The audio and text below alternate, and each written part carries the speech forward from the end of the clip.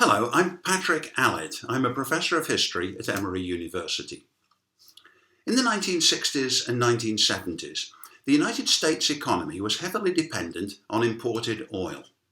Most of it came from the Middle East, but the Middle East was politically unstable. In 1967 and again in 1973, Israel fought wars against its Arab neighbours. When America sided with Israel, the Arab nations retaliated by raising the price of oil and by restricting exports. America therefore had a strong incentive to develop oil resources at home. Geologists in the 1960s had established the existence of large oil fields beneath northern Alaska, which is probably the most inaccessible place in the whole United States.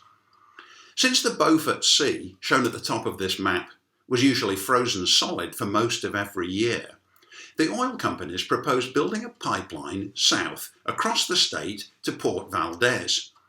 Supertankers could then enter this port, which is nearly always ice-free, take on millions of gallons of oil, then sail down the Pacific coast to deliver the oil in Seattle, Portland, San Francisco, and Los Angeles. Before they could start, however, they had to satisfy a new constituency in American politics, the environmentalists.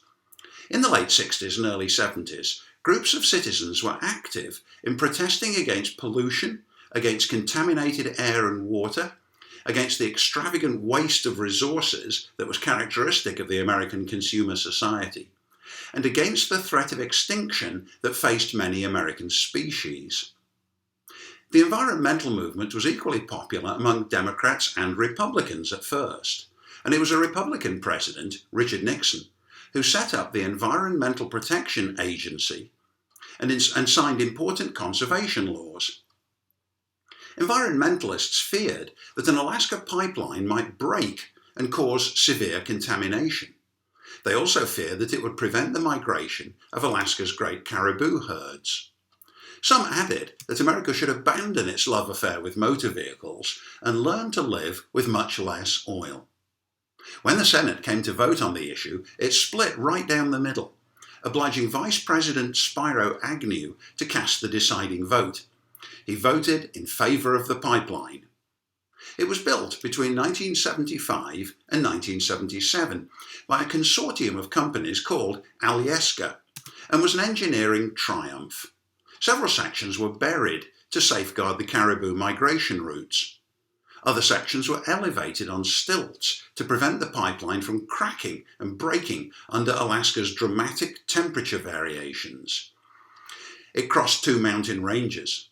Where it crossed a major earthquake fault, it was mounted on special skids so that violent displacement up and down, or side to side, still would not break it open.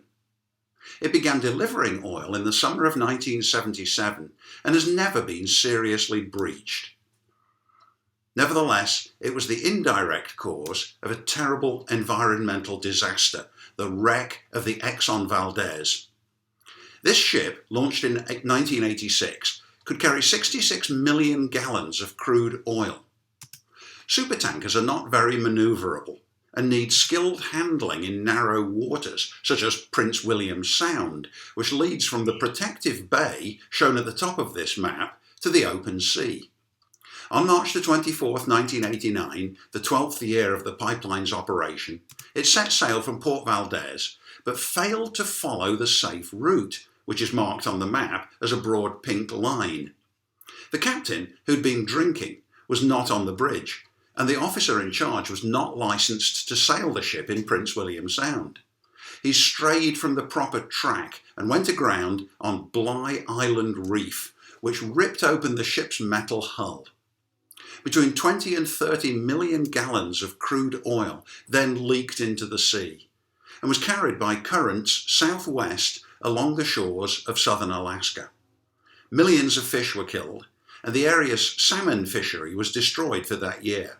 Thousands of sea otters and seals died too, while pictures of horribly injured seabirds aroused citizens' anger.